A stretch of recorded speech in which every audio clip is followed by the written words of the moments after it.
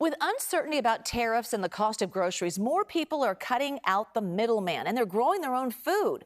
Our Kara St. Cyr introduces us to a homesteader in Oakland.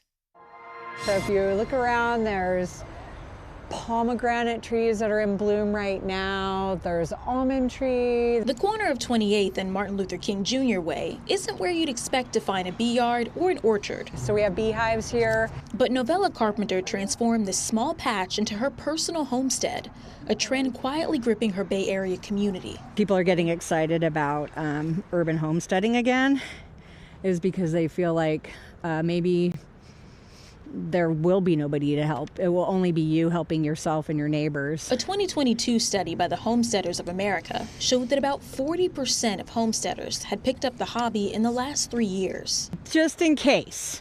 It's kind of like a backup plan. Carpenter says security is a driver as people face higher grocery prices and uncertainty with tariffs. You can kind of relax a little bit. You can be like, oh, okay, I've got at least this covered. And the thing is, you could barter with honey if you needed to. But that security doesn't come easily, at least not at first.